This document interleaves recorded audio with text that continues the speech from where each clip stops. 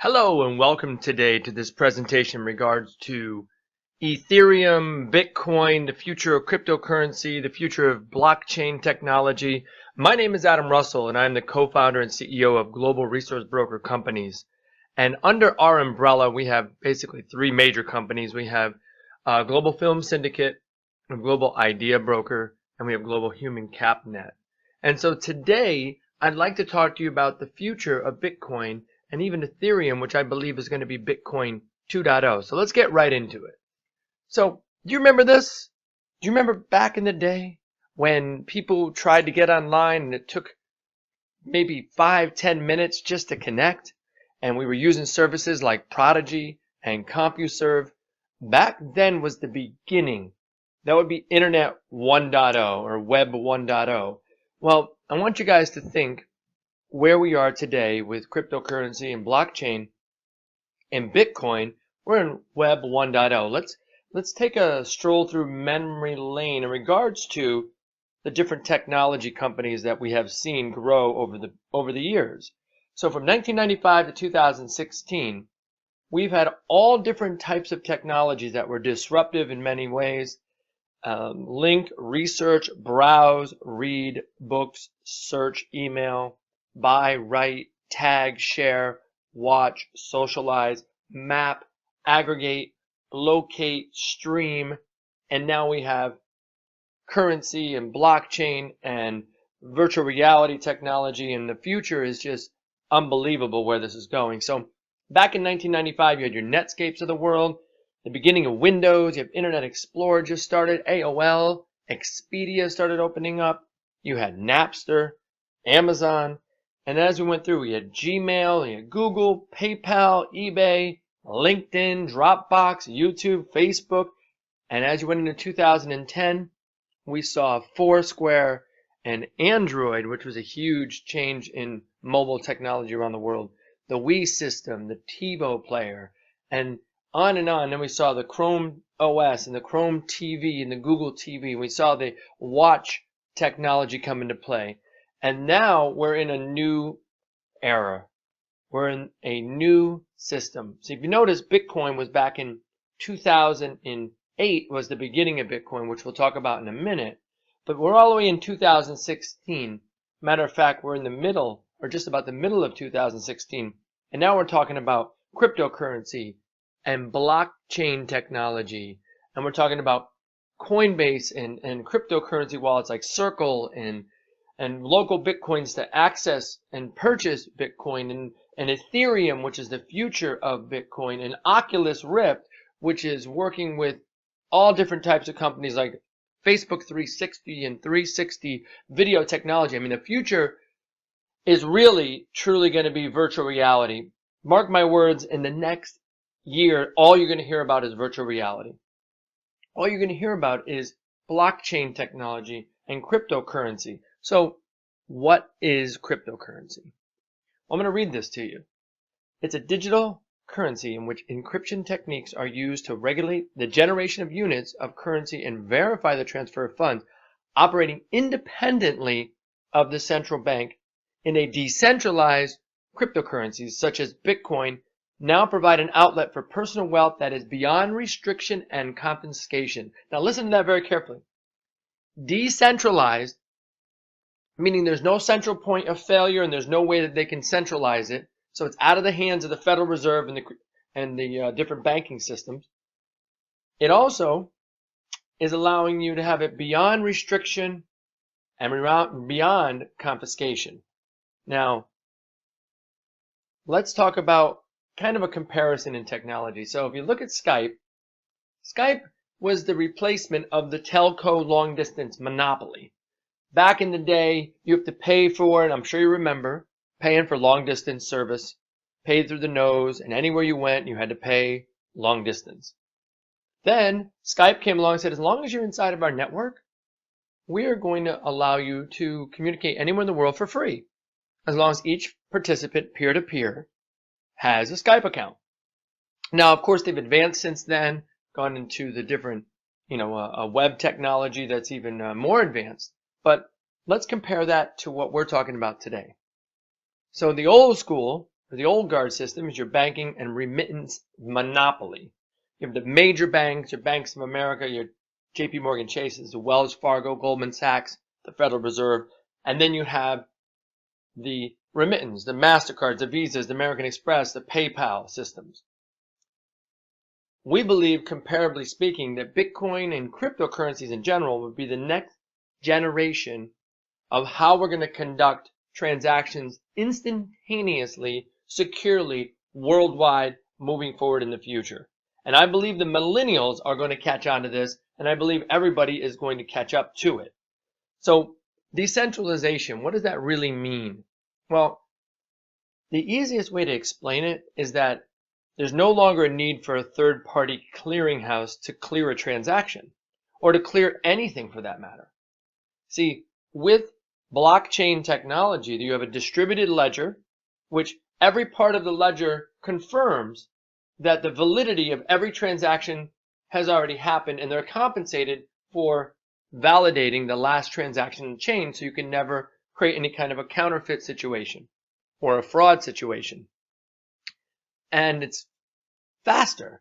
See, I don't know if you know this or not, but there's no third-party validation, but if you utilize a validation in the United States, a U.S. transaction goes through 7 intermediaries before it actually gets to the place. So that means that if you go to purchase something and swipe your card for the debit or credit card, it's got to go through 7 people's hands before it gets processed and put into the bank account of the person who was receiving it, even though you took your product or service. Now, if you go international, it can go to 12 plus different intermediaries' hands. However, on the opposite side, if you go through the blockchain technology, it's instantaneously authenticated as if you had a notary on both sides. Now, what I want to do is I want to take a moment and I want to share with you a video. It's about 6 minutes that really explains exactly what cryptocurrency is, what the future, and why it's not just cryptocurrency, and blockchain technology is much more than you think. What if there's a technological advancement so powerful that it transforms the very basic pillars of our society? A technology which fundamentally influences the way that our economy, governance systems, and businesses function, and could change our conceptual understanding of trade, ownership, and trust. This technology already exists, and it's called cryptocurrency. People often think of Bitcoin as only virtual money or a transaction system. But if you look closer, you'll see that the monetary aspect is just the tip of the iceberg. That's because Bitcoin is a groundbreaking internet technology for which money is merely one of the possible applications. Money exists to facilitate trade. Through the centuries, trade has become incredibly complex. Everyone trades with everyone worldwide. Trade is recorded in bookkeeping, and this information is often isolated and closed to the public. For this reason, we use third parties and middlemen we trust to facilitate and approve our transactions. Think of governments, banks, accountants, notaries, and the paper money in your wallet.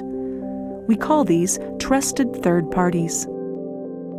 This brings us to the essence of Bitcoin. Bitcoin software enables a network of computers to maintain a collective bookkeeping via the internet. This bookkeeping is neither closed nor in control of one party. Rather, it is public and available in one digital ledger which is fully distributed across the network. We call this the blockchain. In the blockchain, all transactions are logged, including information on the time, date, participants, and amount of every single transaction. Each node in the network owns a full copy of the blockchain. On the basis of complicated, state-of-the-art mathematical principles, the transactions are verified by the so-called Bitcoin miners, who maintain the ledger. The mathematical principles also ensure that these nodes automatically and continuously agree about the current state of the ledger and every transaction in it.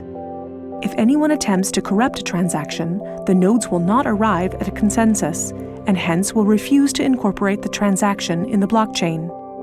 So every transaction is public, and thousands of nodes unanimously agree that a transaction has occurred on date X at time Y. It's almost like there's a notary present at every transaction. This way, everyone has access to a shared single source of truth. This is why we can always trust the blockchain. The ledger doesn't care whether a Bitcoin represents a certain amount of euros or dollars, or anything else of value, or property for that matter. Users can decide for themselves what a unit of Bitcoin represents. A Bitcoin is divisible in 100 million units, and each unit is both individually identifiable and programmable. This means that users can assign properties to each unit.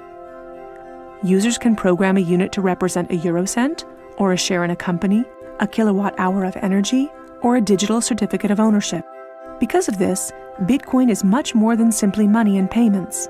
A Bitcoin can represent many kinds of property: 1,000 barrels of oil, award credits, or a vote during elections, for example. Moreover, Bitcoin allows us to make our currency smarter and to automize our cash and money flows. Imagine a healthcare allowance in dollars or euros that can only be used to pay for healthcare at certified parties. In this case, whether someone actually follows the rules is no longer verified in the bureaucratic process afterwards. You simply program these rules into the money. Ergo, compliancy up front. The unit can even be programmed in such a way that it will automatically return to the provider if the receiver doesn't use it after a certain amount of time. This way, the provider can ensure that allowances are not hoarded. A company can control its spending in the same way, by programming budgets for salaries, machinery, materials, and maintenance so that the respective money is specified and cannot be spent on other things. Automizing such matters leads to a considerable decrease in bureaucracy, which saves accountants, controllers, and the organization in general an incredible amount of time. The programmable open character of Bitcoin allows us to completely rebuild and innovate our financial sector and our administrative processes, make them more efficient and transparent, and significantly decrease bureaucracy. But there's more. In an Internet of Things, our economy will be dealing with machines that actively participate in the economic traffic. In fact, they're already here. Think of a vending machine, or drones delivering packages. These machines are unfamiliar with the concept of trust, but Bitcoin is not. Because of Bitcoin, the drone can be 100% certain that it will deliver the package to the right recipient and know for sure that it's been paid for. And we can program the vending machine in such a way that it will automatically keep track of its supplies, order new supplies from the supplier, and pay for them automatically.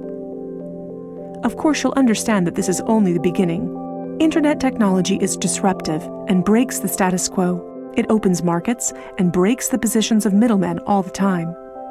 Bitcoin and cryptocurrencies have caused a paradigm shift.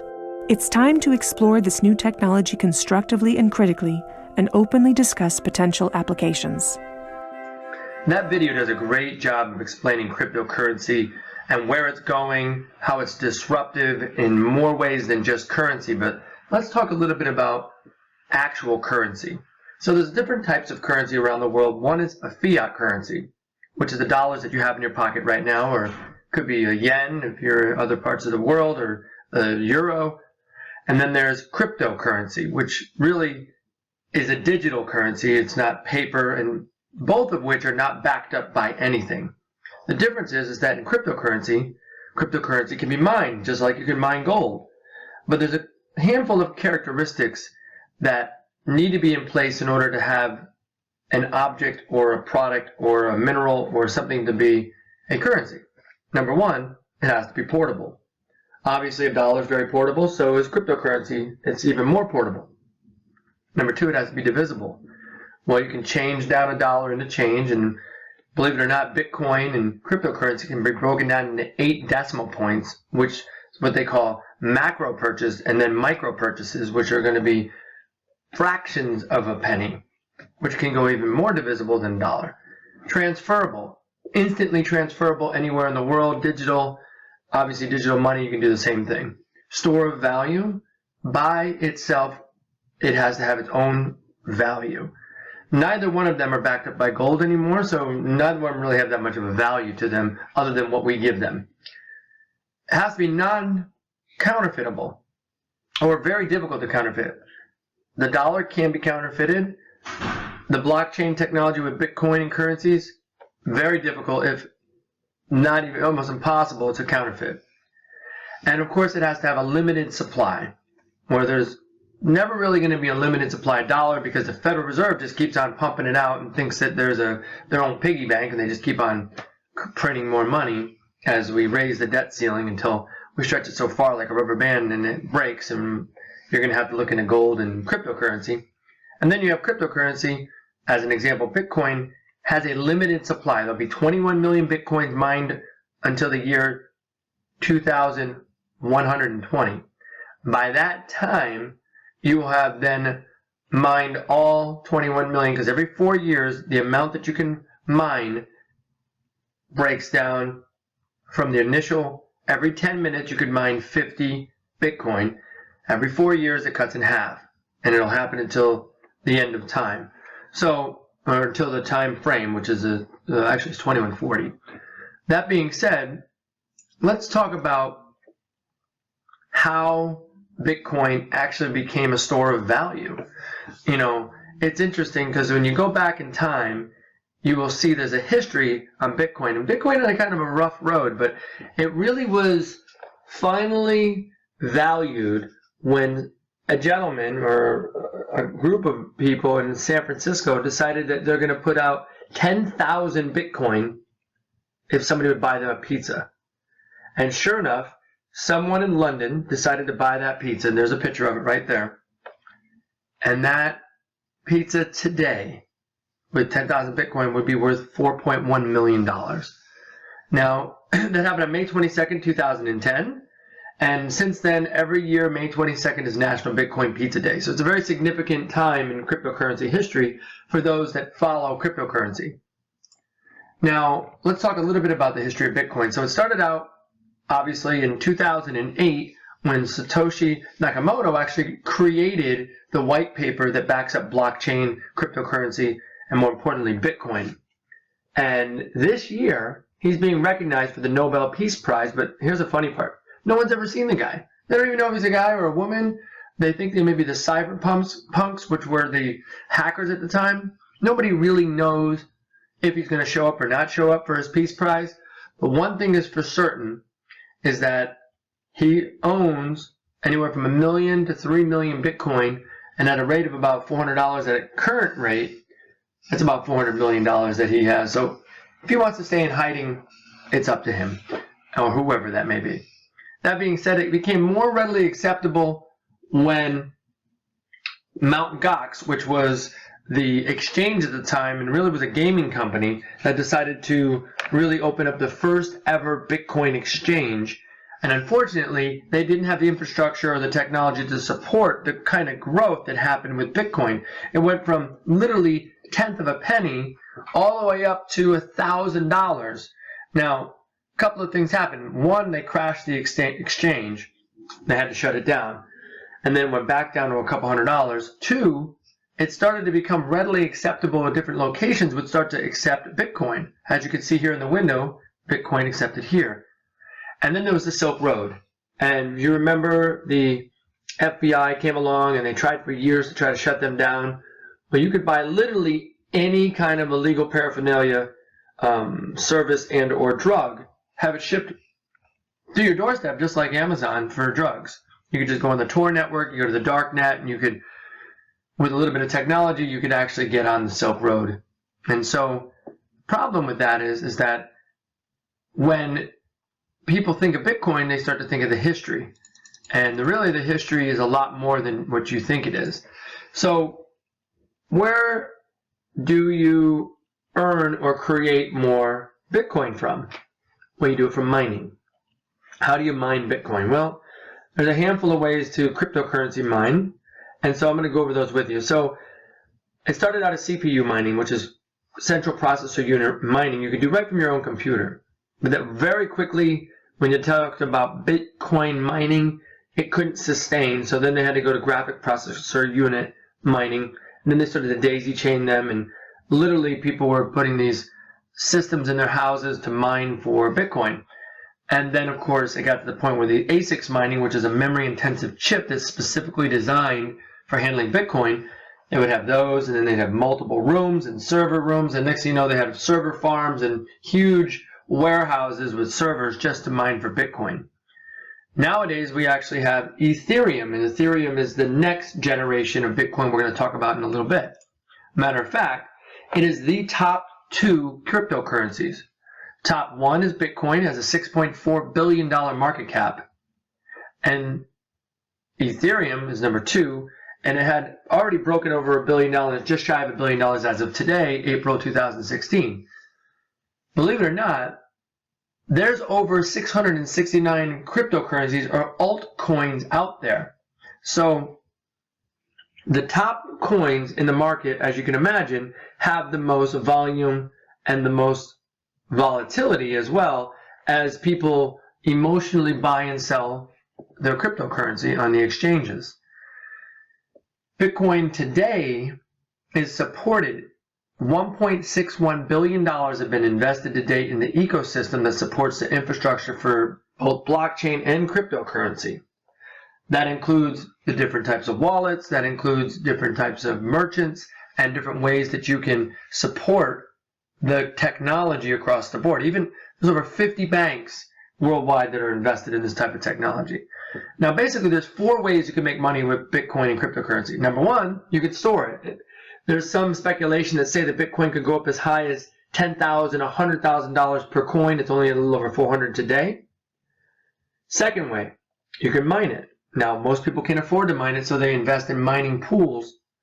Even one location wasn't enough. They have to have pools of locations to keep up with the cost to mine Bitcoin. It's very, very costly. Number 3, you can trade it on a currency exchange, just like you can do Forex. It goes up and down, has volatility, and people are making a lot of money trading currency, which is cryptocurrency. And number 4, you can invest in the Bitcoin ecosystem. So what does that mean? That means the infrastructure that supports Bitcoin. So how do you buy Bitcoin? Well, you send and receive Bitcoin very simply. You just simply nowadays, you get a cryptocurrency wallet, such as a Coinbase or a blockchain or even Circle are some of the top wallets out there.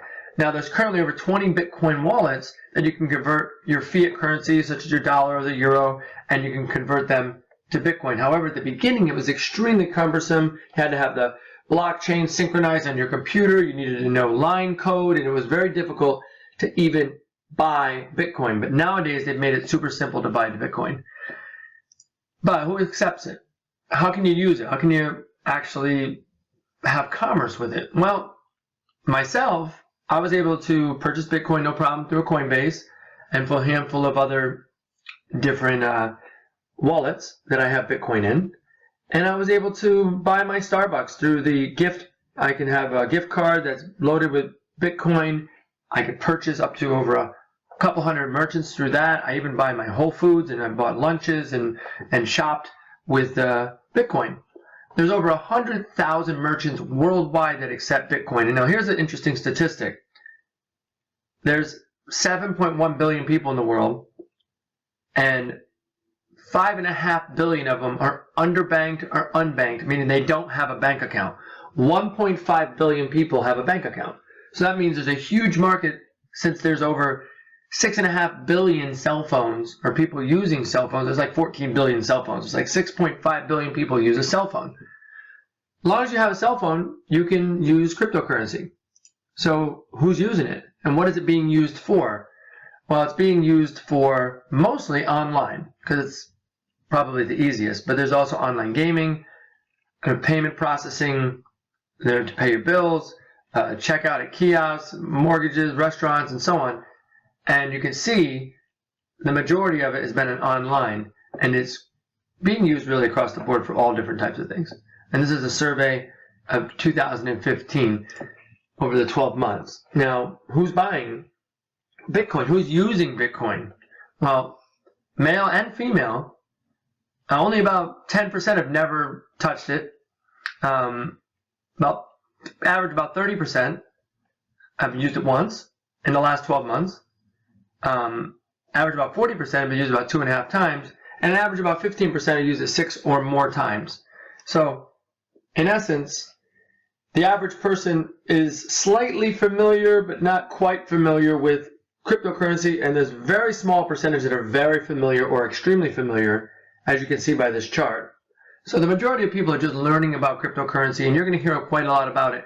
Just like you can hear a lot about virtual reality in the future, Oculus Rift, and all the different types of Facebook 360, and that's going to be the future as well. But cryptocurrency is not just currency. Matter of fact, it breaks down to the blockchain, which we talked about earlier, and the blockchain is kind of like SMTP is for email, or HTTP is for the internet. Blockchain is a protocol. It's programmable money. And the two big players are Bitcoin right now and Ethereum. And so think of it like having the ability to do a transaction without a notary present on either side instantaneously. Believe it or not, it's even more secure than online banking. You know, through a wallet such as Coinbase, blockchain, Circle, local Bitcoin, they all use some type of a Google Authenticator or authentication system. But what is a Google Authenticator? It's really a dual authentication. It means that if there's something you know, such as your ID and your password, something you don't know, which is a number, it's a 6-digit number that changes every 30 seconds on your phone that you have to have at that time, and then something that you have, which is your phone. And it allows you to have the highest level of security when it comes to authenticating your account. Now, understand that blockchain is more than just cryptocurrency, and that's been proven by Ethereum. Ethereum Homestead, which is the current version of Ethereum, which is a cryptocurrency, a lot of people believe that Ethereum is going to be Bitcoin 2.0. So what is Ethereum? Well, unlike Bitcoin, it has multiple purposes and it scales at a lot higher level. One of the things that makes them very similar is that they're both decentralized. However, they're both programmable, but Ethereum goes one step further. It allows you to have actually what they call decentralized apps, or they call them dApps, which are applications that can run through the crypto technology. So it allows you to do things like governance of voting. You can do crowdfunding. There's many different smart contracts and ways that they can execute multiple different signatories at different times for different reasons, and it can be pre-programmed into it. So that's why the IBMs and the Microsofts of the world, even JP Morgan Chase, are taking, notice of Ethereum. You got Wall Street Journal, CNBC have been reporting on it the last couple of weeks. The price has gone through the roof in the last 6 months. Ethereum has increased by 1,000%. It's currently at about $9-10 for Ethereum. You can buy it with either Bitcoin or money on like one of the major exchanges, such as Kraken. However, the other way that you can actually earn Ethereum is to actually mine it. Now, there's a difference between why Bitcoin is old school and Ethereum is the new train of thought or the new disruptive technologies because of how the protocol works. So, Bitcoin was done what they call the proof of work. And the current version of Ethereum, which is the Homestead version, also works on proof of work. However, when the new version, which is going to be called the Serenity, comes out, it'll be work that is performed based on the proof of stake. Now, let me explain the difference. So basically, very simply, a proof of work simply means that no matter how much computing power you have, typically it's done with ASICs chips, like I said, no matter how much cryptocurrency you own, as long as you can prove that you did the work, you will get paid. And so as time goes on, it gets more expensive and more difficult to mine for Bitcoin.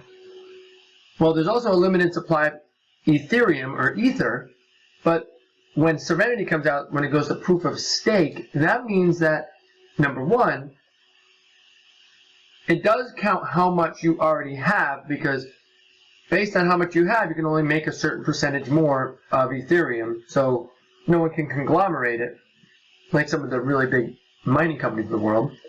And number two, they made it so the mining can be done with GPU or graphic processor unit mining, which leaves it open to the average person, so many more people will be involved in mining. and you're a tech jockey or person in your home, such as myself, with a couple of computers, I can actually mine for, Ethereum from my house to make some extra money just mining it through a computer. Now, it's not super simple to do, but at the same token, there's a lot of people out there that will be able to understand it and will be able to mine for it. So we believe that the value of Ethereum is going to go through the roof for multiple reasons. And so as we talked about Prodigy and CompuServe and the Web 1.0, well, this is 2.0, and then the future is going to be 3.0, are the Ethereums of the world, where we believe that this could go anywhere from 100, it could go 1,000, even $10,000 a coin. Right now it's running somewhere around $10 a coin. With that said, I hope that we were able to give you a really clear understanding of where cryptocurrency started, how people have earned money with it, where the future is going, and an understanding of how you may be able to get involved in investing or working with cryptocurrency. So I truly encourage you to do your own due diligence. There's a lot of great books out there that can teach you about cryptocurrency and blockchain technology. It'll be the main talk for the next couple years, so really immerse yourself in it if it's something that you have an interest in. I know that if you're watching this, you obviously have an interest. I truly do appreciate your time. If you want to learn more about Global Resource Broker, we don't just deal in cryptocurrency. We have multiple different resources and multiple different divisions, everything from movie funding to product and idea development, even commodities. And we believe that this is just another commodity, which is technically a cryptocurrency. So you can visit us to find out more about us at globalresourcebroker.com, or utilize some technology and use the QR code on your phone, and you can literally scan my QR code right there. That will give you all of the contact information about us and about myself if you'd like to get in touch with me. And lastly, if you'd like and you feel inclined, that is my actual wallet address for my Coinbase. So you can scan that and feel free to send me donations anytime you like. With that, I want to thank you for taking the time today. I want you to take charge and take care, and we'll see you at the top.